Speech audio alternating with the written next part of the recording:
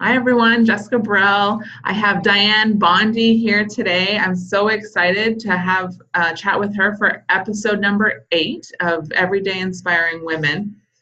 I started following Dianne on social media a few years ago, and I didn't even realize that she was local until she was doing a video in front of the Ambassador Bridge, which is in connects Windsor, Canada to Detroit in the United States. And I'm like, holy smokes, this awesome, inspirational woman is local. And then I've had awesome opportunities and been able to actually connect with her in person.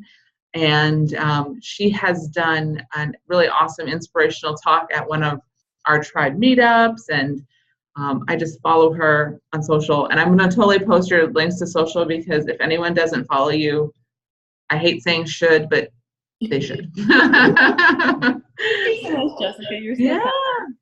So I thought, like, that's just a really brief how I know you, Dianne, but I know you have a much more rich bio than that. If you wouldn't mind, like, filling in some of the blanks, telling us a little bit about you. Okay. I'm not born and raised in Windsor. I came here for university in 1990 and kind of stayed. Got a job, then got a husband, then got a mortgage, and then had a couple kids. And here I am, like 20 some odd years later, still in Windsor. I grew up just outside of Hamilton, actually, in a small town at the time called Burlington. Mm-hmm. But every time I kind of drive through it on the 403, I'm like, wow, I wouldn't even recognize it now. It was farms and apple orchards, and when I was growing up, and now it's this thriving metropolis, slowly kind of growing towards Toronto's, so to speak. But I've been in Windsor for quite some time. I've worked at a lot of places in Windsor. I worked at the casino. I have kids, so I'm kind of doing a little bit of everything. So I came here in the 90s. I had a yoga studio in town. So I had East Side Yoga on Tecumseh Road for a long time. Oh, wow. And I've been kind of an entrepreneur for a long time. I worked at the casino, then I worked for the Lottery and Gaming Corporation. I took an accounting degree at the university, and so I was an accountant for a really long time and kind of got tired of that and wanted to do something that I loved. And what I loved so much is movement, particularly, and movement, like any kind of movement. I was a fitness instructor. I like to cycle. I like to walk. But what really, really, really defined my life and helped me to connect with myself was my yoga. So I decided that when I got pregnant with my first son, that I would take my yoga and share it with my community. And at the time, I wasn't really trained in yoga. I was trained as a fitness instructor and had taken a couple yoga workshops here and there. Mm-hmm. So in my community, I decided just to rent some space, and other people who were pregnant or who had recently had a baby, I said, hey, let's get together and kind of do like a mommy and me thing, and we'll do some yoga, or we can actually leave the kids with their, with a sitter or with a spouse or with grandma or whatever, and maybe have some me time, right? So I have some self-care time. Let's do some yoga. And so I reached out to everybody in my community. I rented space at my local church, and I started teaching. And that was back in 2005. I started out with 12 of my neighbors and my girlfriends, and that slowly grew into about 200 people. And over the course of, I would say, about 3 years, it slowly grew. And then I decided, well, maybe this is something I could do for real.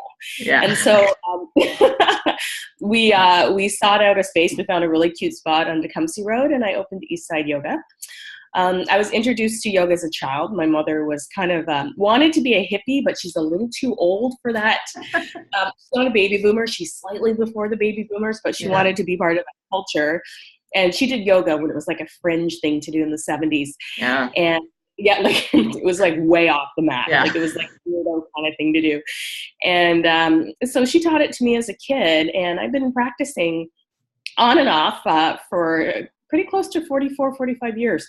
And so, it's always been something that's been a part of my life. Maybe not the asana practice itself or the movement practice itself, but certainly self-study and meditation and connection to community, and all those things were very important things that my mother taught me. And so this has burgeoned into this career and to social activism that if you had told me 10 years ago that this would happen, I would have, no, I'm an accountant. What do you mean? do any social activism. I'm balancing books. What do you? Yeah, so you as an accountant is like so hard to picture going like you like by yourself, like with behind a computer and numbers, like what? Yeah, books and it's odd. I liked it at the time for a while. It really spoke to me. But I think, you're in different stages in your life, and at that time it spoke to me. However, I worked in an accounting office, which we had like bullpen seating. So we only had a bunch of desks in a room. And I was across from HR, and HR would have to come over and tell me all the time to be quiet because I was too loud. And I was just like having too much fun because I thought this is the most boring job ever. And I'm going to have to do something to keep myself entertained because I could see myself like waning from it, like not being interested in it anymore. And I just thought, what is the one thing in my life that has been consistent my whole life? Mm-hmm. And what has been consistent my whole life has been a love for movement and a love for people and a love for socializing and a love for social activism, even though I didn't know that's what it was called, but standing up for what's right and seeking justice and changing the world. Those are all parts of my personality since I was little. And so it just organically kind of unfolded. And here I am. Kind of started this whole traveling yoga empowerment movement thing started with an article I wrote for Elephant Journal that was labeled, it's clickbait, don't be offended. People came for me after I wrote this article. Yoga isn't just for skinny white girls, which is not. It's just not. And so I had a really bad experience at a yoga studio where, you show up and everybody's thin and super able-bodied and, talking about their yoga pants or whatever. I just had a bad experience and I came home kind of triggered.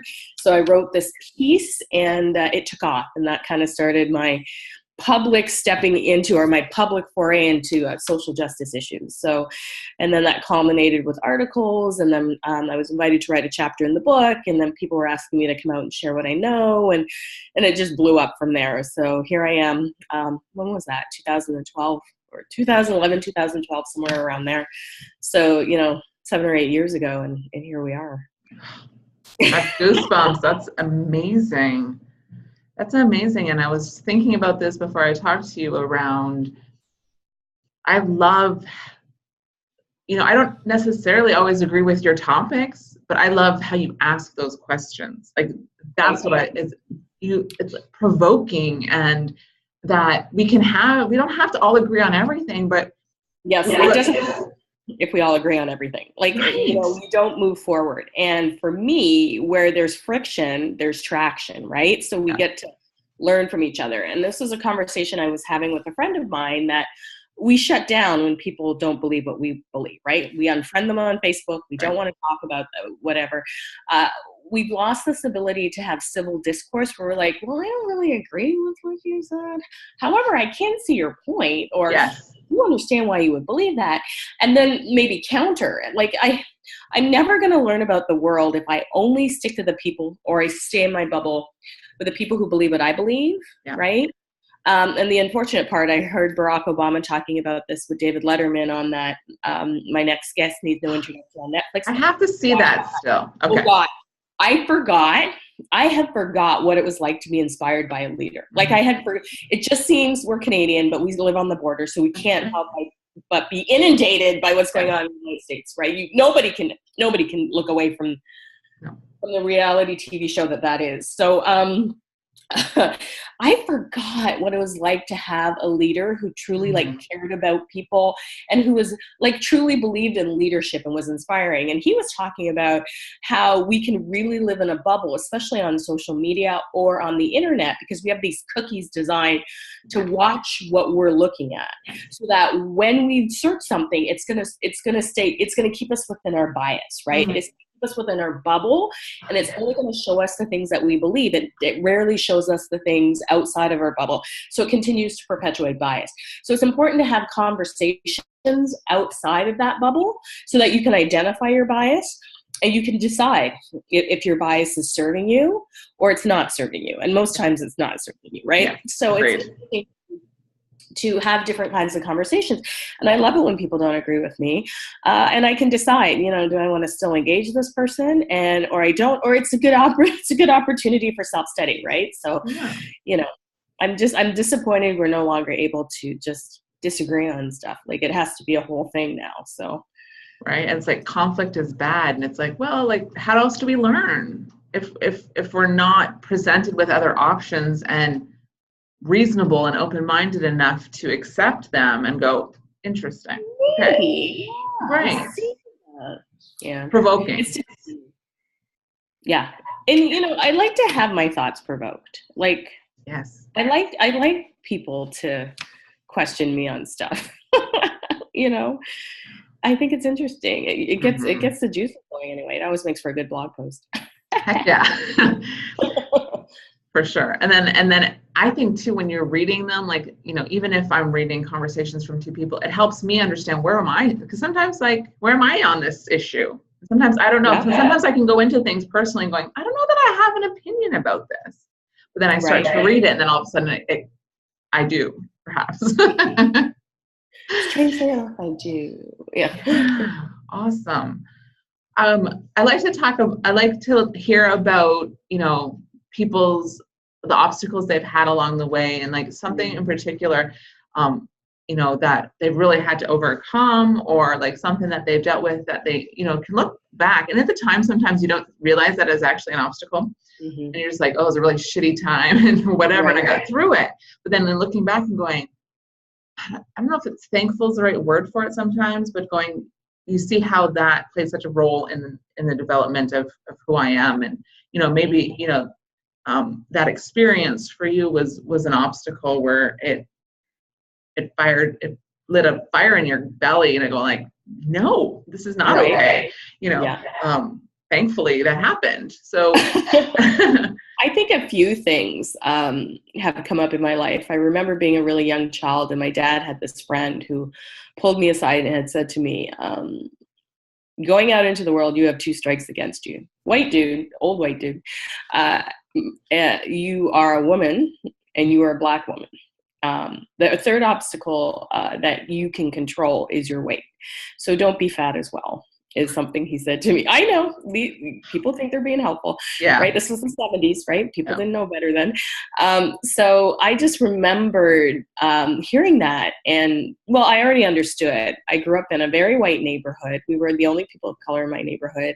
And, my brother and sister and I had to put up with quite a bit of name calling, and my dad had to put up with, people just being bigots. And that happened a lot when I was a kid. And, and that kind of bigotry and aggressions, micro and macroaggressions that you run into every day, can start to teach you to hate yourself, right? Like to want to be something that you're not. So for example, I was on Instagram yesterday, and somebody put up a picture of a Barbie doll that was my skin tone. And I rarely see that, right? When I was growing up, there were only white Barbies. Yeah.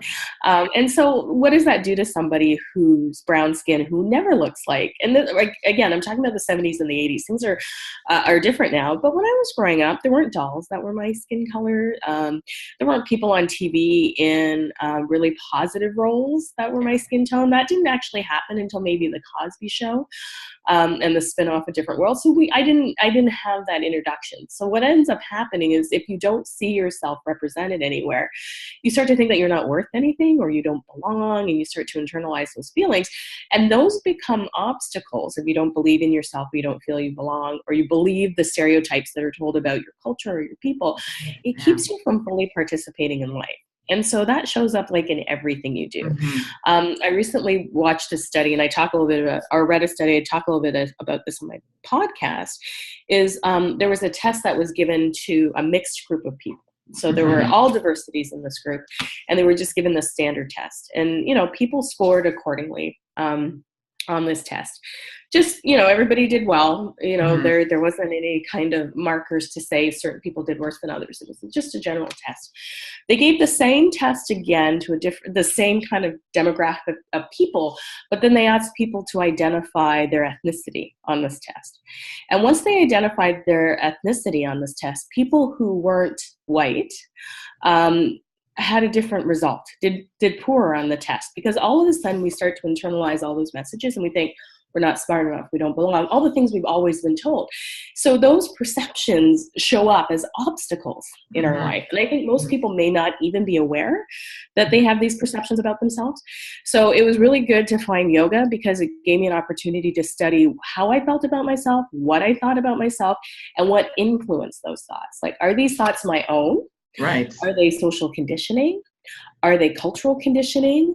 Why do I still believe them? Do I want to still believe them? And how are they serving me? So I had a very tough, perception of who I was, my body image. I never thought I was smart. I never felt like I belonged. And that kept me from like standing in my power.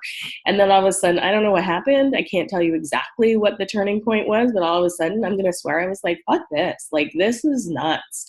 And so I need to actually take a good, hard, long look at myself. Nobody's perfect. Nobody knows everything. But what do I have to offer the world? And I came to that through my yoga practice, like through self-study. Why do I believe the things I do about myself, about the world? And then starting to look for things that dismantle my beliefs, like starting to look for things that are opposite to what I've been taught. Because if you've always been taught this person is always going to be this way, or these group of people, this is how they are, and then you meet somebody from that group of people and they're not like that already, or they're not like that at all, you can start to dismantle that social conditioning. And so I set it upon myself to do that. Like, I was just going to dig into who I was, figure it out, and then I was help other people figure it out. Because once you figure out who you are, then you can focus on what you want, right? Like you can step out of this old belief that I'm not deserving, I'm not smart enough, I'm not pretty enough, whatever the mantra you've been taught fill in the blank. Century. Okay, I'm going to say century. I say decades, but I think I was reading an article by Naomi Wolf that said this body image thing that we've been dealing with as women actually started around the time of suffrage, where they were asked, where women wanted to get the vote, but how do we distract them from wanting to be powerful? Like, we keep them obsessed with what they look like. They don't have any time to do anything else, right?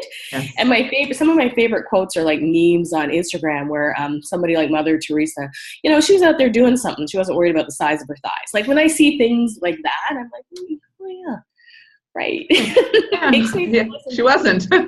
She wasn't, or any powerful woman for that matter. Like, you know what I mean? Like, not getting caught up in that cultural idea that if I don't look a certain way, I don't deserve to take up space in the world, or I don't deserve to have a voice, or I don't deserve to have clothes that fit me, that are cute, like whatever it is, right? Yes. So that was a huge turning point for me in identifying what my obstacles were. And they were really, they were taught and then they were self-inflicted, which is what we call internalized depression, right? We internalize these thoughts and then we continue to oppress ourselves. And then once I stepped away from that, the world exploded for me in terms of my understanding and opportunities. Mm-hmm. And then I wanted to teach other people how to do this, right? Yes. Like, how do we actually look at ourselves, do this uncomfortable work of being in our discomfort, which is what yoga teaches us, and then transcending that, right? Applying what we have learned from these experiences. So that's, I love it. And, a couple of things thinking about that too is like, you have to know yourself, and the only way to know yourself is to start digging into who you are. And agreed, it can be a painful process, and it's like, oh, I'm not really like that, am I? Like, shit, I am. It's hard, and it's hard, and it's hard when somebody who's really close to you tells you, and you don't want to believe it, and you get mad at them, and then you're like, wait a minute, I am like that. Yeah, I'm gonna work on that. Or not, or like own it. Like, just, I think when you spoke at Tribe, that was something really that stuck with me, was really going like, step in, owning your power and stepping into your power. And I'm like, okay, how can I really be doing that on a more regular basis, and owning who I am and not being afraid to take up space or afraid to say what I'm thinking or afraid to provoke other people. I think that's another reason why I love how you provoke others, because I'm like, sometimes I'm afraid, of offending somebody, right? Oh, like, so those sorts of things. That's like constantly being worked, but doing the work on yourself is the best work you can do, because then you get to live your life, right? Like you're not living your life based on somebody else's expectations or what's culturally appropriate or whatever it is. You get to live in the fullness of your life when you understand that some of these things or these obstacles are put in your way on purpose so that you don't succeed. And once you understand that, you're like, okay, I can see that obstacle coming and I'm going to take a right or a left because that's not for me. And you can decide whether or not you want to pick this stuff up or not. And I think it's really important what you just said there is like just owning your stuff. Like, I can be petty. I own that. I try not to be, but sometimes I like it. You know what I mean? It's like nobody's perfect, but at least I know, and I'll catch myself in the moment. I'll be like, "Ooh, yeah, there it is." Yeah, like it shows up, and I get irritated. And my son and I were on our way to soccer yesterday. My son plays on 2 competitive soccer teams, and it's killing me. It's killing me. So not only do I travel every weekend, I also have to travel for soccer too. So we were in the car and there was a commercial on the radio that said, because kids want to be just like their parents. And I'm like, no, because I don't want to be like my parents. My parents are pretty stuck in tradition and I don't think that's helpful for like moving stuff forward, like for progress. I don't think that's helpful. So I made this on. I'm like, Nathan, you don't want to be like me. And he's like, I wouldn't say that. And I'm like, what do you mean? He said to me, you stand up for yourself and you're powerful. Of course I want to be like you. And I was like, what? I was like, maybe I don't suck at this parenting thing. You know what I like, you just don't know what your kids are taking in from you. Like, I didn't realize that he saw that. He's like, yeah, he said, he was having a hard time with a teacher at school. And I stormed over there like I always do, like guns blazing, I'm Mama bear collar on. What happened? And off to the school I go, and I'm just like, flames coming out of my nose. I'm like, okay, before I get to the door, I'm like, all right, let's settle down. Because when you go in there, you don't want to, you want them to hear you, and you don't want to come from a place of anger. You just, I'm coming from a high school. I'm just a little concerned. I just say stuff like that, right? And I use my I statements and all that and all that. And she says this to me, the teachers at the school they're kind of afraid of you. And I'm like, oh, well, that's not my intention, but okay. My ego's like, woo, and I'm like, okay, Diane, what's that about now, right? You know what I mean? I want to be respected, not feared, but, so I just thought it was interesting that his takeaway was that I was powerful, and that made me feel good, and that he wanted, he wanted to be that way, he wanted to be powerful, he wanted to stand up for himself. And I was like, wow. That's incredible. I always say to like some of like my friends and my in my tribe too, and kids don't listen to what you say. They don't listen to what you say. They see what you do and then decide how they feel about that. It's true. And so and I think it's an Einstein quote. It's like the only means of influence is like by what you do. I totally messed that up. But yeah, so it's really, and that's what you're doing. You're going, this feels good for me. And the kids are like, oh my God. Like, they see it like your mom, like, because you can tell them to be confident. You can tell them to stand up for yourself till the cows come home. But when they don't see you doing it, then they're like, oh, okay. So I don't actually have to be confident because my mom's not confident. Right. She's not doing it. Yeah. Right. And I found growing up, my mother wasn't particularly confident because she had a really overbearing, overpowering kind of spouse. Yeah. So I did watch her, and for me, that was the trigger to not be that. Yes. Right. Like I saw her and I'm like, I don't want to be that. I always want to feel powerful. I always want to say what I mean and mean what I say. I always want to make sure that I'm looking out for others, that I don't get trampled. And I don't trample others because I have a big personality. And sometimes the world of Diane can be pretty big. So I always need to, my husband always says that, wow, like you are just a lot sometimes. And I'm like, oh, you're welcome, honey. And I own it. You know what I mean? So, but then that's that self-awareness piece that's coming back again too, right? Going, knowing. Yeah. And deciding what you're going to do with it, right? Yeah, that's awesome. As long as I'm using it for good and not evil. That's a good place to start. I love it. Great.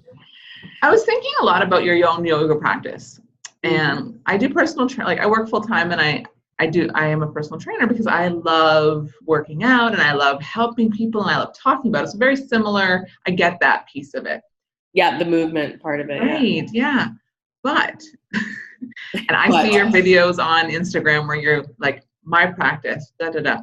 So I struggle in my own workouts. Yep. Fitting those in. And I talk to a lot of women who specialize in yoga or who specialize in other things. They're like, almost the hardest part sometimes is committing to my own practice. So tell me about, how do you do that? I have a couple ways of committing to my own practice. So last year, so 2016, December of 2016, I watch a lot of media. I was watching a TV show at my brother's house. I don't have cable or anything, and we were there for Christmas, and there was some horrible daytime programming on, and it was just like, it's Christmas. I'm in a food coma, and I'm watching this stuff, and it was an American-based TV show, and it had said that something like 50 or 60% of women of African descent, have heart disease. And I started that struck me. That's a very high percentage of people. And that struck me. And I sat there and I thought, probably, well, I'm predisposed. I have heart disease on both sides of my family. And I'm pretty good. I'm pretty active. But I think I could step my game up. Now that this is about my health, I want to be here to see my kids walk across the stage and get their diploma. I want to be here. I had my kids when I was a little bit older, so I want to be here when they need grandma. Do you know what I mean? I want to help them out if they're having childcare issues, because I know how hard that is for people. I want to be around. I want to be around to see how they turn out in life. And if I don't start taking care of myself, I'm not going to be around for anything. And so a friend of mine, whose name is Anana Paris, wrote a book about self-care. Okay. And I grabbed a copy of it. I've been stalking her on Instagram. Then I got a chance to meet her not too long ago, and she's a real proponent of self-care. And so when I started framing my practice as a way that I could fill my bucket and be ready to serve because I've taken care of me, then it was easy to do. So for full disclosure, I take a lot of self-care because I work a lot with people and I exude a lot of energy. So I make sure that my practice is first. And if that means that, heaven forbid, I got to get up at 5:30 in the morning because that's what I need to do to get a walk or whatever, then I do it. And sometimes when I don't feel like doing it, then I film it because I'm always looking for content for my social media. So I'm like, if I film it, then I'll do it for real. And I'll do it for longer than 5 minutes. Because sometimes I'm like, okay, I'll do a quick 5-minute thing on opening your hips or whatever, because that's what I need to do. And then before I know it, I look up and it's 45 minutes on the camera or whatever. So this device really is helpful because it's just my iPhone that prop up in the corner. I got no special stuff. You can edit stuff on iPhone. Yeah. And then I have a girlfriend that lives just down the street from me who used to come to my studio when I owned East Side. And we became quick friends because we have kids that are the same age, and she's down the street from me. So she was going through some personal stuff last year and just having a really hard time with her daughter having intense anxiety, and she was just depleted. And I saw her, she wasn't calling out for, I don't know that she was calling out for help or that she was just looking for solidarity, but she put it up on Facebook. There must be somebody else going through this. And so I privately messaged her and said, listen, I get up at 6 a.m. every morning anyway to do a yoga practice. So I know you like to practice. I know, you don't have a membership anywhere. I have a yoga studio in my basement. So why don't you just come over and we'll practice together? And she was so thankful because that gave her an excuse for self-care. And because I know that she comes to my house 3 days a week, I'm going to do it. That's one thing. I have a partner in practice. I call her a partner in crime because we do get up to stuff, but we have a podcast together based on just practicing together for the past year. We have these big, deep conversations about politics and our kids, feminism and activism and all this stuff. I'm like, we should do a podcast. Heck and yeah. So we talk on the mat, and then we practice, and then we do our practice, and then we go on excursions. We went to hot yoga back in December. I remember that picture. I remember your face on that picture on that post. Do you remember that? I Like do. somebody beat me up. Did I not? I just looked like, what It happened? didn't look like your normal self. No, I was so depleted after that. So, and so I make it an absolute priority. And I feel, and back in the day when I was battling an eating disorder, my workouts were about like an aesthetic, looking a certain way, getting to a certain size, wearing a certain size, those calipers that you're a personal trainer, you come up with those calipers. And it was all tied up in that, right? Like it was tied up in that. And what has changed here is it's tied up in self-care. I do it because I like it, not because I have to do it. Yeah. I do it because it gives me more time in the day. I do it because it makes me a better person, a better mother, a better spouse. Just, it helps me, it clears the fog in my brain. It helps, I'm often when I'm walking, I'll be dictating like ideas to my, my phone. I'm like, oh my gosh, I had this great idea. I had a great idea last week, which turned into a workshop on Yoga International the week, like the stuff that just as I'm walking and ruminating and I'm processing my life and I'm processing my days. So my walking practice is a big part of my yoga practice. And then when I come home, I'm stiff and sore. So then I roll out my mat and I do something. So I try to get up for 5:30. I try to be done my yoga practice and my walk by 7:30. And I think that's time well spent on me. So now my bucket is full. I've taken care of me first and I'm ready to take care of the world. And now I'm not resentful that I'm giving up my time to everybody else, but I'm not taking any time for me. Does it suck I get up at 5:30, 5:00, 6:00? Sure. But the payoff is so great, right? It also means I'm in bed by 9:00. Like unless there's soccer. And if there's soccer, then it makes for a rough night. But but taking care of myself first is paramount. And I have a kind of a different philosophy of motherhood. I don't believe as a mom that I should sacrifice everything for my children. I think my children should see me as a person who also has to take care of themselves. So I'm modeling that behavior, and that sometimes things don't get done, and sometimes they don't get everything they want, and sometimes they're just going to have to contribute around the house. That this is a team effort, and that I can't set aside my dreams. I want to give them everything I can give them, right? I'm giving them every opportunity in the world, but I can't give up all of myself, because what happens to a lot of women, and I see this all the time in the generation that's my mother's age and maybe a little bit younger, is that the kids leave. And then there's a group of women out there who have no idea what to do with their lives because they've dedicated their entire life to their spouse or their children. And now their children have gone off to do stuff and they're like lost. They don't know who they are. They don't know where they belong. And they've neglected themselves for all these years. I don't want to live that life. I don't want to. I want to grow and learn, and I want to show my kids that they can do the same, and that we're all in this together, and the world doesn't revolve around them. Like, mom's not a doormat that you can wipe your feet on. What? Yeah, talk to my kids now. Still trying to teach that lesson the hard way. But we're moving into the teenage years, and it's kind of starting a little bit now. So I'm like, it was fun being a parent for a while. I have a teen and a preteen, and I love being a parent of a teen. It's weird. You? Yes, I do. Well, this makes me feel good. And because I was like, ooh, a 16-year-old girl, and I'm like, and an 11-year-old girl, and I'm like, I can have these types of conversations with them. Nice. I can have more in-depth, with my 5-year-old, not so much. Yeah. But we can talk about it, and with my 16-year-old, we're at the kitchen table and we're talking about feminism, and she went on this feminist rant, and I'm like, oh, my daughter. That makes you feel good, doesn't it? Like, you're like, okay, all right, this parenting thing maybe is working out. Right. That was my moment this week where I'm like, I must be doing something right. Yes. Yeah. You need confirmation every now and again. Hell yeah, for sure. But it's, it's just a different stage, I guess. And they do know everything. I remember my parents saying that about us, but outside of that one little piece, it's pretty awesome. Pretty awesome. Yeah. My son is about to be 13, and then I have my other son's about to be 11.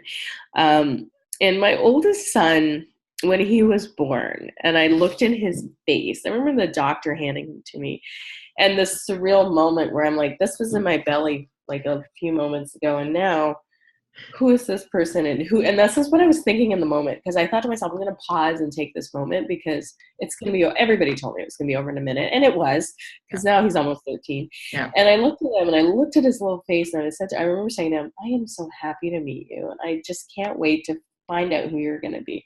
And he still does, these old eyes and this old soul. And I just remember, I know you. Yeah. You've been here before. You and I are going to have an adventure. And it's been an adventure. I mean, he's in that mopey preteen stage. I'm sure you remember, where everything's awful. Everything sucks. And so we're kind of navigating that right now. Yeah.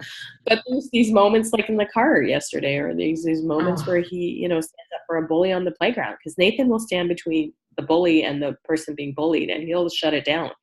And I'm just like, there's these moments where I just see this incredible human being, and I think to myself, yeah, okay, I like parenting. And then there's these moments where he's very good at arguing and making a valid point and getting his own way based on a valid point. And I hate that, because then I hear my mom's voice go, "'Cause I said so," which I said I would never say, and I've said it now twice. So I just need you to do this for me. That's the new language. I get it, but I just need you to do this for me, please. And then he always is like, okay, which is good. So we're still in that stage where he's not going to say no. And then I don't know what I'm going to do with that. But then you figure that one out when you get there too. Cross the bridge when I get to that. But right now he still likes me, and we still, you know what I mean? My other son, well, he's my challenging one. So who knows how that's going to turn out. Oh, amazing. I love it. That's so wonderful. We had, parenting. Oh my God. Hardest job you'll ever do. Totally. Holy smokes.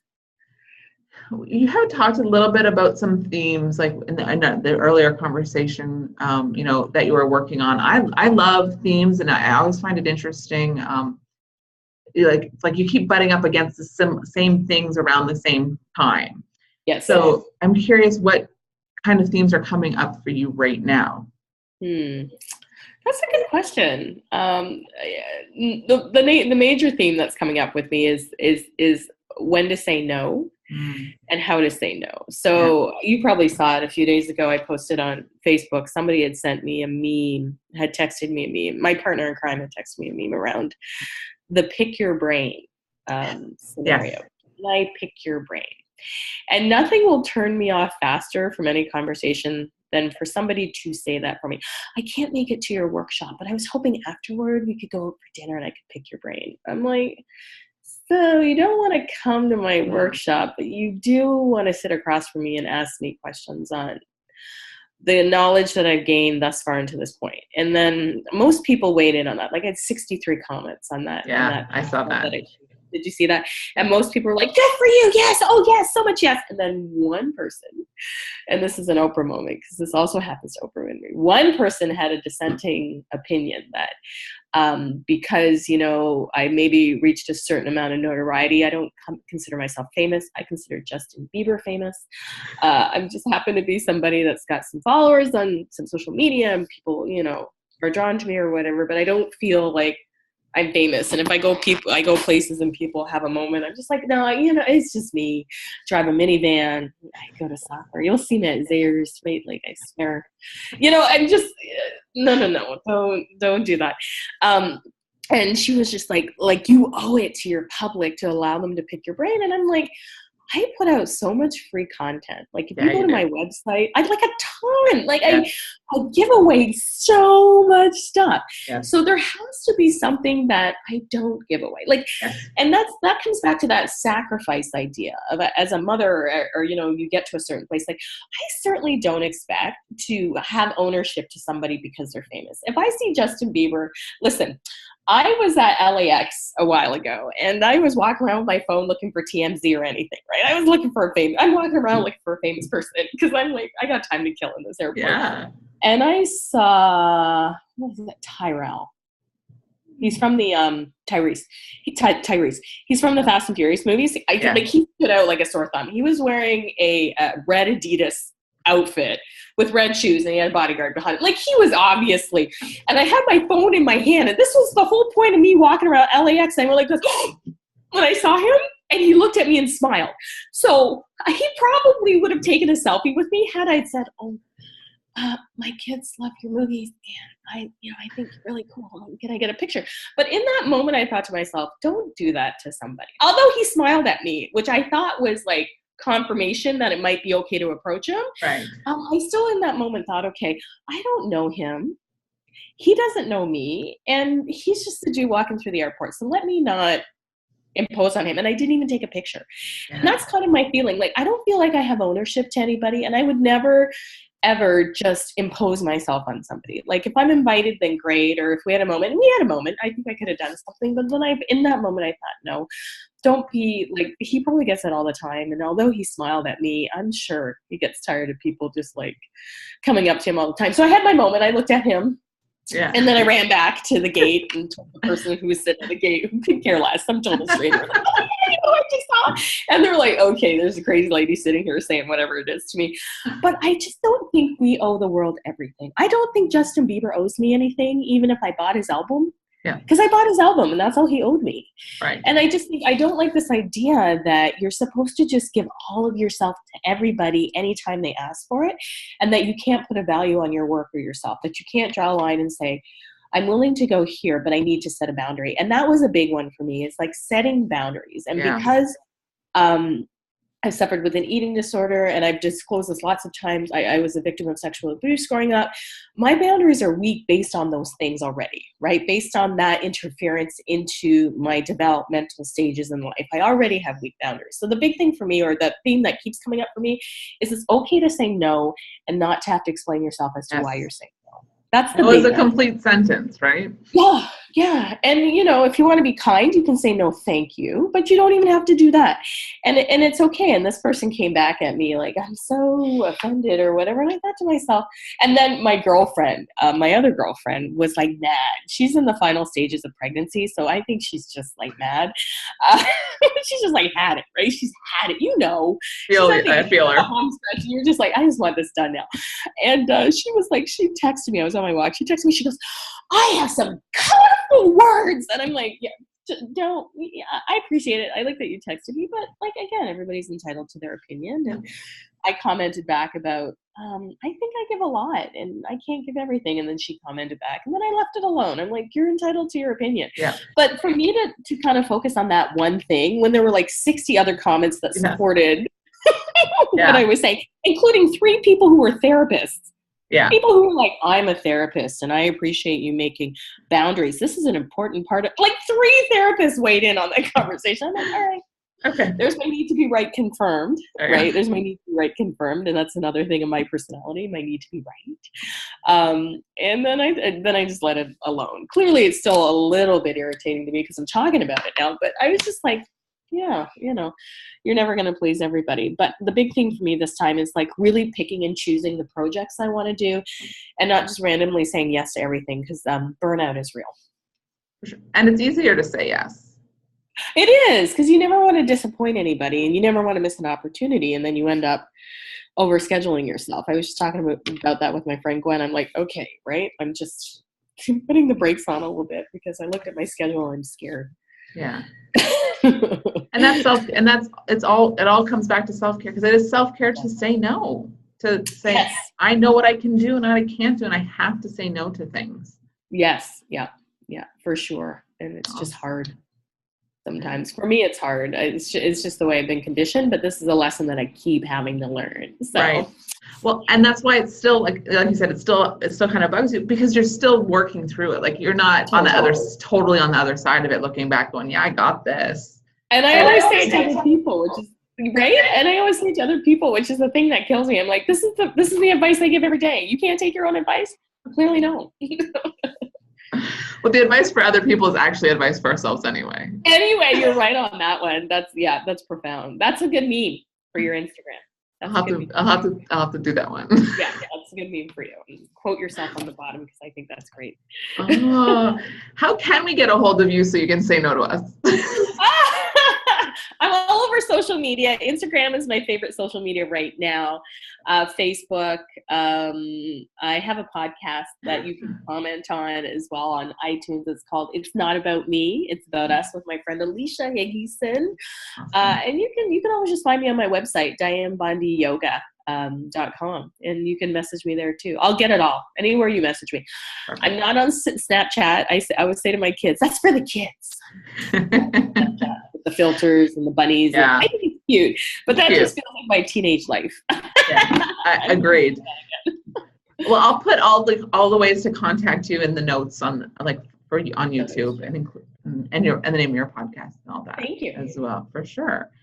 So just before we go, though, I love motivational quotes and I love personal development books. So I was going to say, if you had one motivational quote or your narrow it down to your one most favorite personal development book. What do you think right now, and this is funny, I'm reading Yoga Rising. I don't know, I posted all over. I'm on the cover of that book, and it's 30 stories of inspirational, powerful people just talking about how yoga has helped empower their life. So right now, I'm like deep into that, and I love it. And my friend Sabrina Strings wrote a piece about the Rapunzel effect. So it talks about how our bias shows up in our yoga classes. So it's this stuff now, and it made me stop and think, do I do this? And when I do it, where am I doing it from? So that kind of stuff, reading other people's stories and storytelling, I think, is a huge, huge, huge part of personal growth, is like sharing our stories, looking for our connection in stories, looking for how we can learn from each other. And my most powerful, I think, or inspirational quote, there's so many. My favorite one right off the top of my head that comes up is Martin Luther King, that you don't have to be great to serve. You just have to have a heart full of love. So I'm paraphrasing here. I don't know exactly, but that's my favorite. And then anything from Maya Angelou is anything that she says, that I'm powerful. I often quote "Still I Rise." That's one of my favorites, favorite things, because, we sometimes get trodden in the dirt and like dust. Still I rise. So those are my favorites. Awesome. Dianne, I can't thank you enough for taking time out of your busy schedule just to talk to me today. And I know people who are listening are going to get a lot of value out of this chat. And there's so many nuggets in there. It's like I can't wait to listen to it again, actually. So yeah.